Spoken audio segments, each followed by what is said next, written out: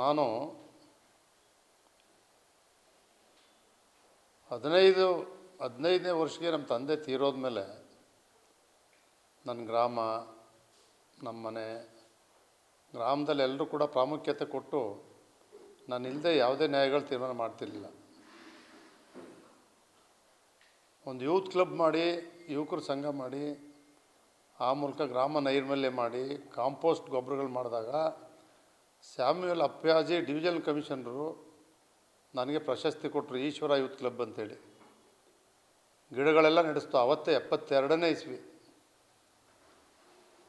ಅವತ್ತೇ ಪ್ರಶಸ್ತಿ ಕೊಟ್ಟರು.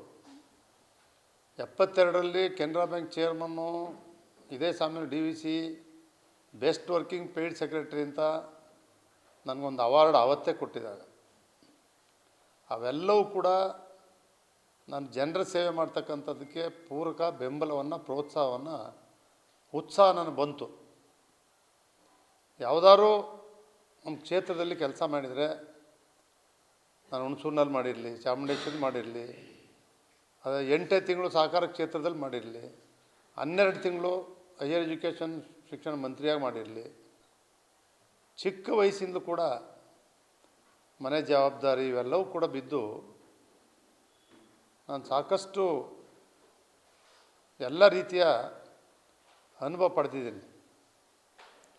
ನಿಮಗೆ ಸತ್ಯ ಹೇಳಬೇಕು ಅಂದರೆ, ನಮ್ಮ ತಂದೆ ಪಟೇಲರು, ಅವ್ರ ಮೇಲೆ ಒಂದು ಪೊಲೀಸ್ ಸ್ಟೇಷನಲ್ಲಿ ಒಂದೇ ಒಂದು ಕೇಸ್ ಇಲ್ಲ ಅವ್ರ ಜೀವನದಲ್ಲಿ.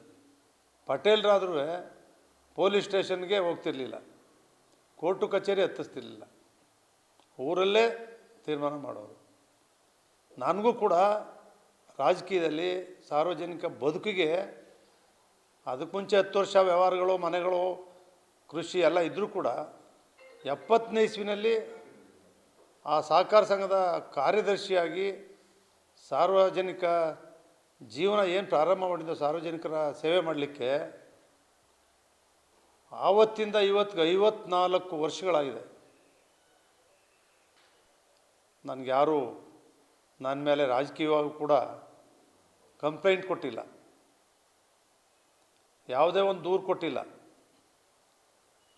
ನನ್ನ ಮಗನೂ ಕೂಡ 2010ರಿಂದ ರಾಜಕೀಯ ಕ್ಷೇತ್ರದಲ್ಲಿ ಜಿಲ್ಲಾ ಬ್ಯಾಂಕ್ ಅಧ್ಯಕ್ಷ, ಅಪೆಕ್ಸ್ ಬ್ಯಾಂಕ್ ಉಪಾಧ್ಯಕ್ಷ, ಈಗ ಶಾಸಕ.